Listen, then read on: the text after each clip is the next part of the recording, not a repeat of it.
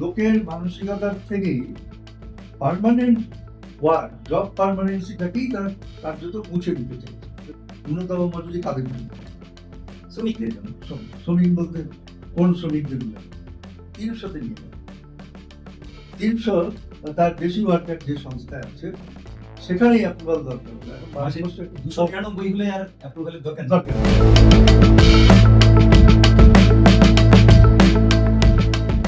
কেন্দ্রীয় সরকার গত 21শে নভেম্বর 4টে শ্রম কোড নিয়ে এসেছে।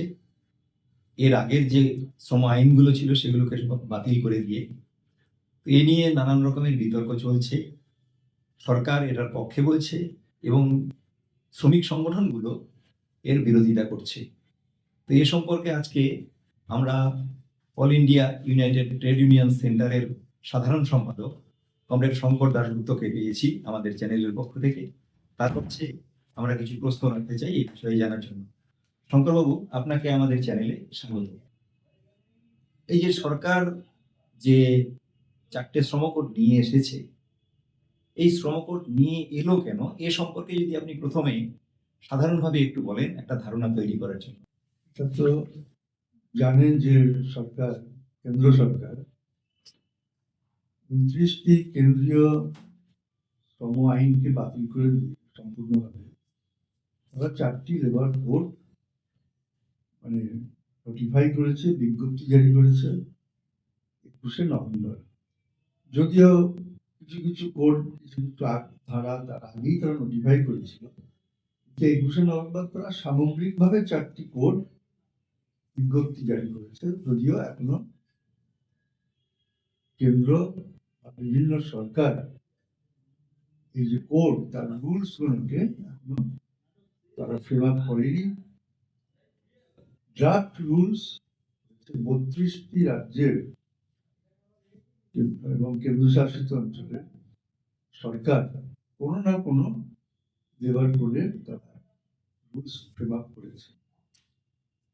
এখন এগুলো তারা করবে, চূড়ান্ত করবে, সেগুলোকে নোটিফাই করবে, তারপরে লেবার কোড কার্যত চালু হবে। কেন করলো এই বিষয়টা অনেক কিছু আলোচনা করা যেতে পারে, কিন্তু লেবার কোড গুলোতে যাই থাকুক, 4টি লেবার কোড, মূল কথাটা যেটা, মূল কথা সরকার যেটা বলছে কি, যে তারা এই লেবার কোডকে এনেছে for is of doing business. আচ্ছা, এটা কি কেন্দ্রীয় সরকার যে এনেছে, শ্রমিক সংগঠনগুলো কি এটা চেয়েছে না মালিকরা চেয়েছে? এটা কাদের পক্ষে কাজ করছে? ইজ অফ ডুইং বিজনেস যখন লেবার কোড গুলোর মূল লক্ষ্য, তখন এটা তো আর শ্রমিকরা চাইতে পারে না। শ্রমিক সংগঠনগুলো কি করে চাইবে? কারণ শ্রমিকরা তো আর বিজনেস করছে না, হচ্ছে মালিকরা, পুঁজিপতিরা। ফলে শ্রমিক সংগঠনগুলো অন্তত 10টি কেন্দ্রীয় ট্রেড ইউনিয়ন, এআইইউটিউসি সহ তারা চেয়েছিল যে আইনগুলো আছে ইতিমধ্যে, বিভিন্ন সময় যে আইনগুলো এসেছে সেগুলো সংশোধন করে তাকে আরো উন্নত করা যায় শ্রমিকদের পক্ষে। কিন্তু তারা লেবার কোড চান, লেবার কোড এবং বিরোধিতা করছে বারংবার, এবং এ নিয়ে দেশব্যাপী ধর্মঘট হয়েছে। ভারতবর্ষ তো একটা পুঁজিবাদী দেশ, এবং এটা কেবল পুঁজিবাদী দেশ নয়, এটা সাম্রাজ্যবাদী চরিত্র বৈশিষ্ট্য অর্জন করেছে বহু বছর আগেই, স্বাধীনতার পরে। ভারতবর্ষের পুঁজিবাদ আরো শক্তিশালী হয়েছে, সাম্রাজ্যবাদী চরিত্র তারা আরো শক্তিশালী হয়েছে, এবং বিশ্ববাজারে তারা অন্যতম প্রতিযোগী হিসেবে এখন এসে গিয়েছে। আমেরিকা, চীন, রাশিয়া, এই সমস্ত পুঁজিবাদী সাম্রাজ্যবাদী দেশের পরে অন্যতম পুঁজিবাদী সাম্রাজ্যবাদী দেশ হিসেবে ভারতবর্ষের পুঁজিবাদ এসে গিয়েছে। এই পরিবর্তনটা হয়েছে। এখন এই পরিবর্তনের সাথে খাপ খাইয়ে যে শ্রম আইনগুলো আছে কেন্দ্র সরকারের, সেগুলো তারা সেই অনুযায়ী পরিবর্তন করতে চাইছে, যাতে এখনকার পরিস্থিতি অনুযায়ী মালিকদের পক্ষে শ্রম আইনগুলো কাজ করে।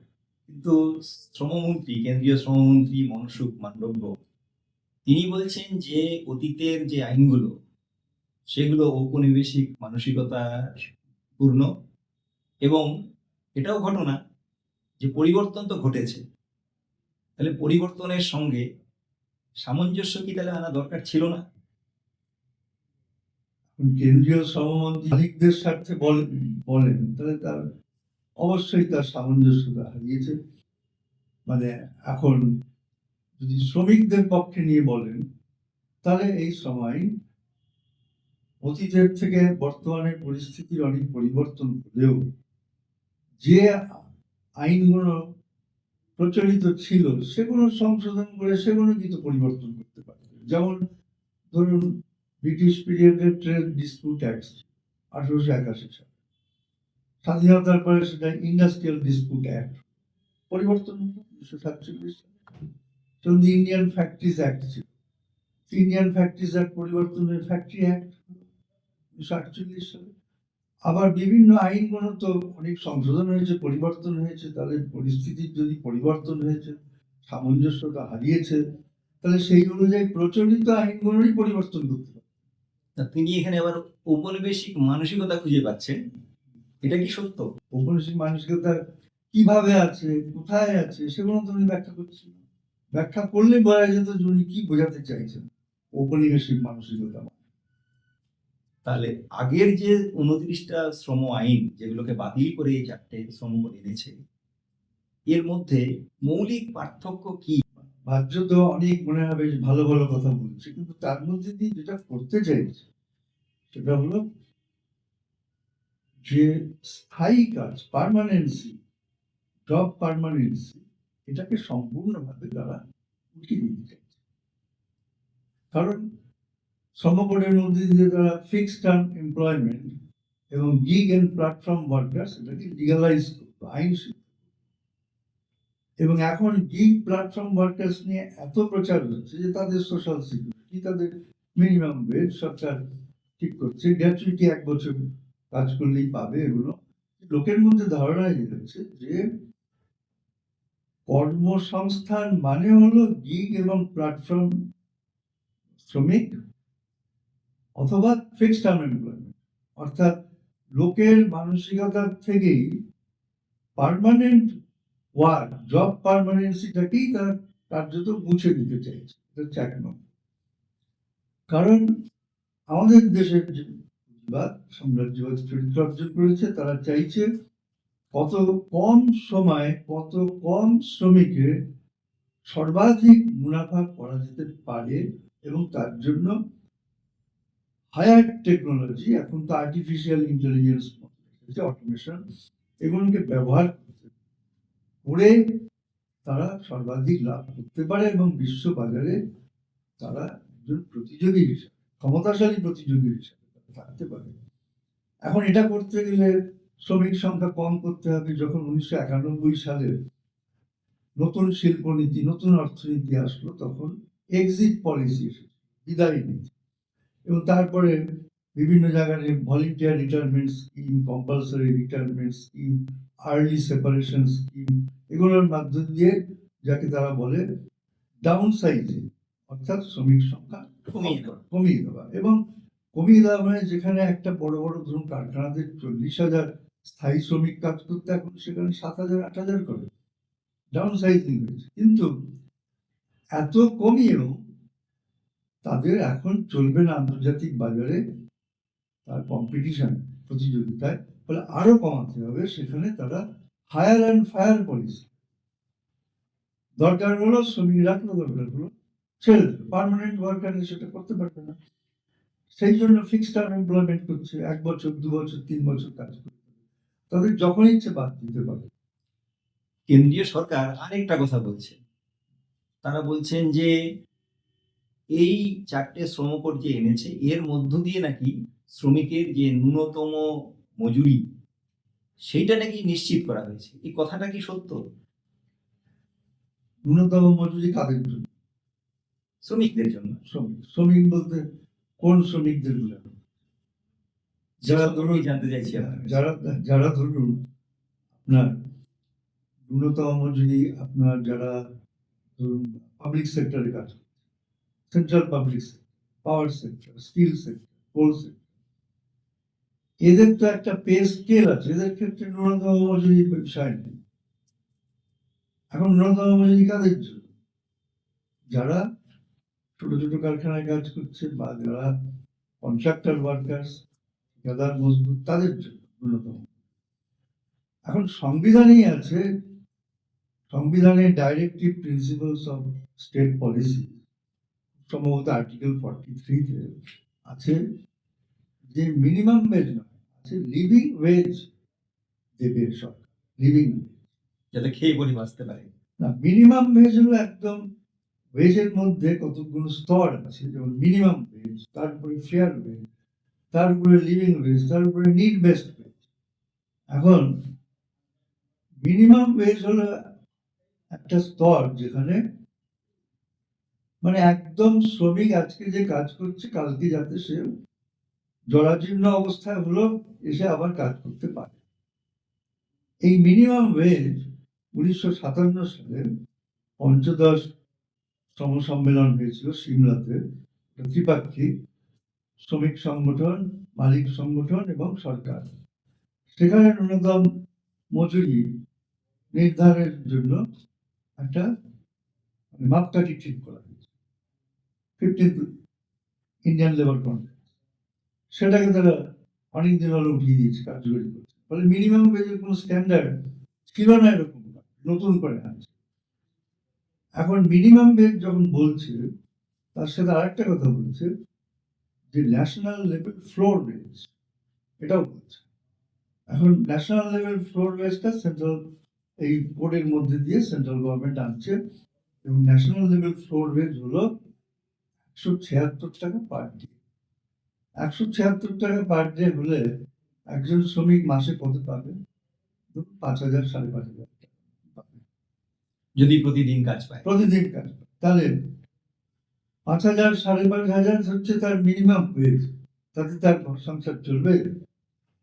এখন মিনিমাম ওয়েজ হলো কি না, ন্যাশনাল লেভেল যে ফ্লোর ওয়েজ, মিনিমাম ওয়েজ গুলো স্টেট গভর্নমেন্ট করবে কি সেন্ট্রাল গভর্নমেন্ট করবে, যে যে সংস্থা বা এস্টাবলিশমেন্ট, তারা ফ্লোর ওয়েজে নিচে করতে পারবে না। এই 5,000 5,500 টাকা নিচে করতে পারবে না, তার উপরে করতে পারবে। তার মানে কেন্দ্র সরকার বলছে যে একজন যদি 7,000 টাকা দেয়, তাহলে সেটা মিনিমাম ওয়েজ 7,000 টাকা চলবে। তাহলে এর কোনো মিনিমাম ওয়েজ বলতে তারা যে একটা, যে অর্থে মিনিমাম ওয়েজ, যে খেয়ে পরে বাঁচবে অন্তত, সেটুকুও নেই। তারপরে বলছে মিনিমাম ওয়েজ নির্ধারিত সময় পেমেন্ট করতে হবে। এটা তো অলরেডি পেমেন্ট অফ ওয়েজেস একটা আছে, কোন ডেটের মধ্যে প্রতি মাসে পেমেন্ট। তাহলে এটা আছে, অথচ তা সত্ত্বেও তারা অস্বীকার করে বলছে যে তারা নতুন করে আনছে। নতুন। তো এর বিরুদ্ধে তো আপনারা আন্দোলন করছেন, এবং এই সরকার এই আন্দোলনের ফলে যে দাবি আপনাদের আছে, সেই দাবি মানবে বলে মনে হয়।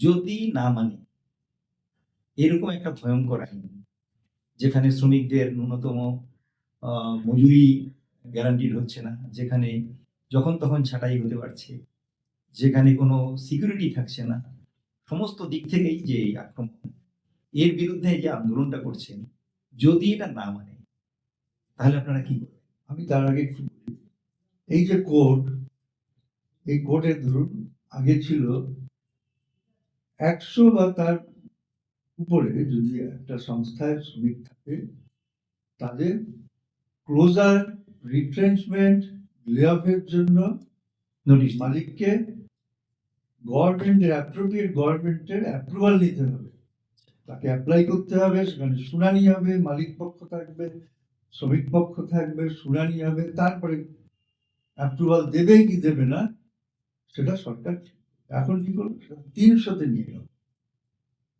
300 বা তার বেশি ওয়ার্কার যে সংস্থায় আছে, সেখানেই অ্যাপ্রুভাল দরকার হবে। এখন মাসে 299 হলে আর অ্যাপ্রুভালের দরকার নেই, দরকার নেই, যখন তখন লগ আউট করে দেবে। এই না, এখন হ্যাঁ লক আউট করে দেবে, ক্লোজার, ছাঁটাই, লে অফ। এখন ধরুন ভারতবর্ষে ডাউন সাইজিং করে শ্রমিক সংখ্যা কমিয়ে প্রায় 85% শিল্প কলকারখানা সংস্থায়, মাইন্স সহ, সেখানে 300 থেকে কম শ্রমিক কাজ করে। তাহলে 85% শিল্প সংস্থায় তারা যখন তখন ছাঁটাই করতে পারে, লে অফ করতে পারে, ক্লোজার করে দিতে পারে। তার জন্য কোনো অ্যাপ্রুভাল গভর্নমেন্টের দরকার। ফলে এদের চাকরির স্থায়িত্ব সম্পূর্ণ বিপন্ন।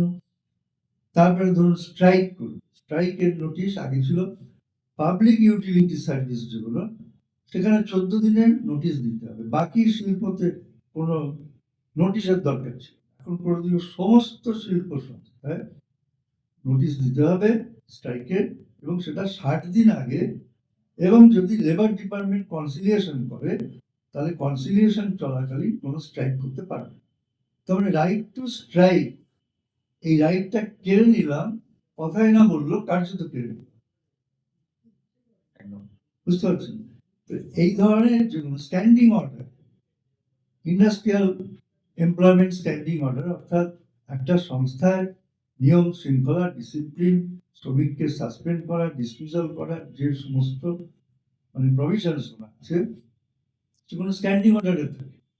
এখন ছিল যে 100 বা তার উপরে যে সমস্ত সংস্থা, সেখানে স্ট্যান্ডিং অর্ডার থাকতেই হবে। কিন্তু এখন কি হয়ে গেল, 300 হলে, 300 শ্রমিক থাকলে তাহলে স্ট্যান্ডিং অর্ডার, তাহলে স্ট্যান্ডিং অর্ডারের দরকার নেই। তাহলে 85% শিল্প সংস্থায় যে কোনো সময় মালিক ডিসমিস করে দিতে পারে, সাসপেন্ড করে দিতে পারে, তার খেয়াল খুশি মতো। খেয়াল খুশি মতো।